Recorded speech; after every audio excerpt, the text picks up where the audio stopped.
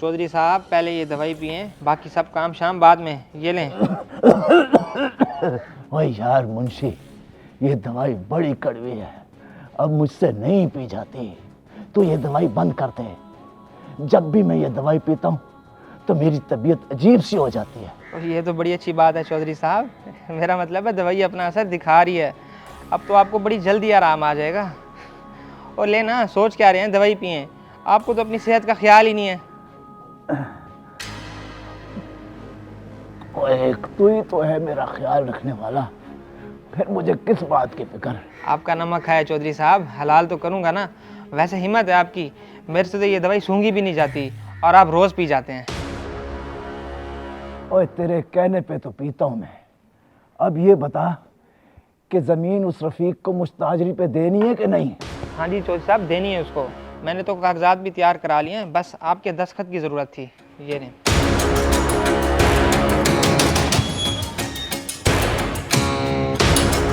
ठीक है चौधरी साहब, मैं फिर जाता हूँ और ज़मीन रफ़ीक के हवाले करता हूँ।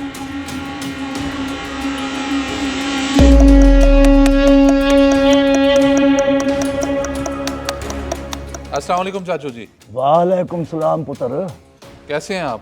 हाँ मैं तो ठीक हूँ, तू बता कैसा है और कैसे आना हुआ?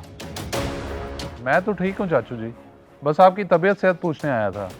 अच्छा ये बताएं, दवाई तो वक्त पे ले रहे हैं ना? और वो मुझे लापरवाही करने ही कहाँ देता है, हर वक्त मेरे पीछे पड़ा रहता है। चौधरी साहब दवाई पी लें, चौधरी साहब दवाई पी लें। और मैं तो बड़ा खुशकिस्मत हूँ कि मुझे असगर जैसा मुंशी मिला है।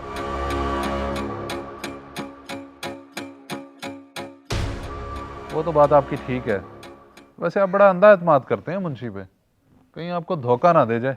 और यासिर तेरा वहम है, असगर जैसा बंदा तो मुझे मिल ही नहीं सकता। बहुत ईमानदार बंदा है वो, पता है तुझे? अल्लाह करे ईमानदारी रहे। मैं तो बस आपको मुहतात रहने का मशवरा दे रहा था। अच्छा चाचू जी चलता हूँ मैं, ख्याल रखिएगा अपना।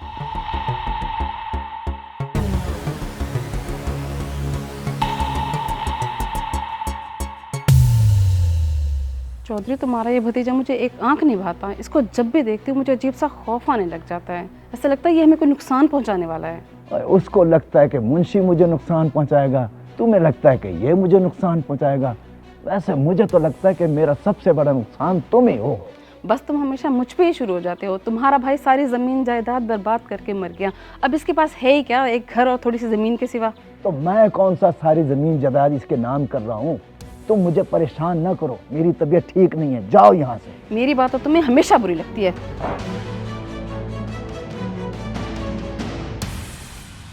तुम तो 2 मिनट ही नहीं बैठे और चले गए, और अब कह रहे हो कि दीदार नहीं कराया। इसमें मेरी गलती तो नहीं है? बैठने का इरादा तो था मेरा, मगर तुम्हारे अब्बा को, मतलब मेरे होने वाले ससुर को मेरी बातें बड़ी नागवार गुजर रही थी, इसलिए मैं उठ के आ गया।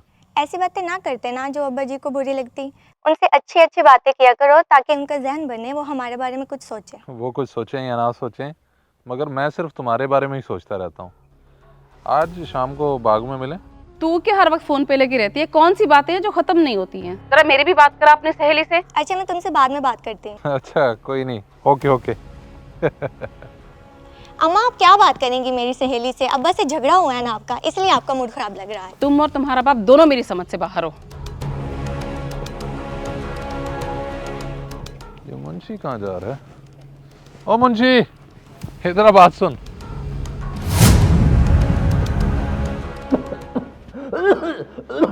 जमीला,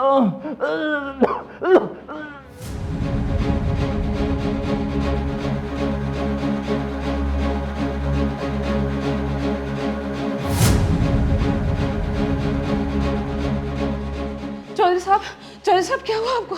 अब्बा जी, अब्बा जी, अब्बा जी। जो भी है बाहर निकल है, अब से ये मेरी मलकियत है और मैं ही चौधरी हूँ। मुंशी, ये किन लोग घर के अंदर लेके आ गया? तो तुझे पर्देदारी का कोई एहसास नहीं? चुप हो जा चुदरानी, अब से हम सेठ असगर के बंदे हैं। अगर जरा सी भी होशियारी करने की कोशिश की तो अंजाम बहुत बुरा होगा। मुंशी भूल गए तो अब्बा जी के एहसानात। आज तेरे पास जो कुछ भी है वो अब्बा जी का दिया हुआ है। अब तू नमक हरामी करेगा हमारे साथ? चुप कर जा लड़की, मुझे सब कुछ चाहिए, सब कुछ। अब मैं तुझसे शादी करूंगा और तुझे इस घर की नौकरानी बना के रखूंगा। पकड़ लो इन्हें। खबरदार, किसी ने हाथ लगाया तो इंजाम बहुत बुरा होगा।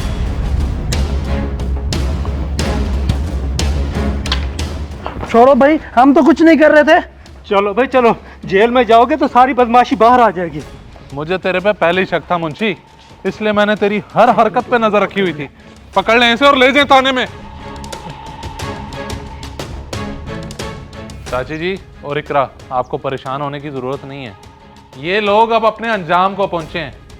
आप लोग कभी भी अपने आप को तन्हा मत समझिएगा, मैं हमेशा आप लोगों के साथ हूँ। अच्छा चाची जी, चलता हूँ मैं। रुको यासिर बेटा, तुम्हारा बहुत शुक्रिया, तुमने वक्त पे आके हमें बचा लिया, वरना ये मुंशी पता नहीं क्या करता हमारे साथ। शुक्रिया यासिर, तुम्हारा एहसान है हम पे।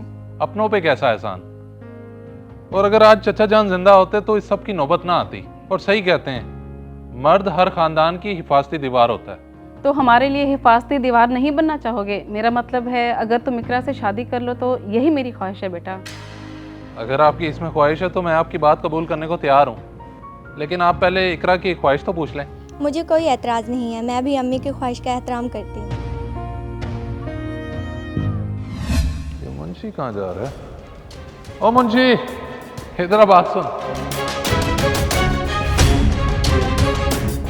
दवाई टाइम से दे तो रहा है ना तू बुढ़े को? जी जी चौधरी साहब, आप फिक्र ना करें। चौधरी साकिब तो बस कुछ दिनों का मेहमान है, किसी भी वक्त ऊपर का वीज़ा लग सकता है उसका। आप बताएं आपका क्या प्रोग्राम है? बस फिर उसके जाने की देर है। तूने उसकी हर चीज़ पे कब्जा कर लेना है। मैं फिर तुझे पुलिस को पकड़वा दूंगा और फिर इकरा और मेरी सास मेरे हाथ में होगी। चौधरी साहब मेरा क्या होगा? मैं तो फिर जेल में सड़ता रहूँगा, आप तो ऐश करेंगे फिर। और घबरा क्यों रहा है तू? तुझे 5 से 6 महीने से ऊपर सज़ा नहीं होगी और मैं तुझे बाहर निकलवाऊंगा और उस सज़ा का अलग से मुआवजा दूंगा तुझे, और तुझे भी ऐश करवाऊंगा, ऐश। ठीक हो गया चौधरी साहब, मैं आपके लिए जेल भी काट लूँगा। कहाँ खो गए यासिर बेटा?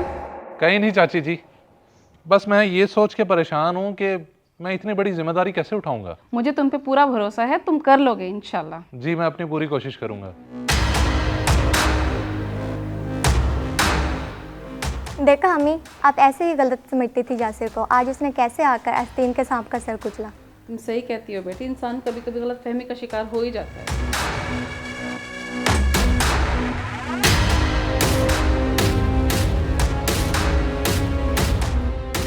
इस वीडियो को लाजमी शेयर करें, हो सकता है आपकी वजह से कोई राह रास्त पे आ जाए।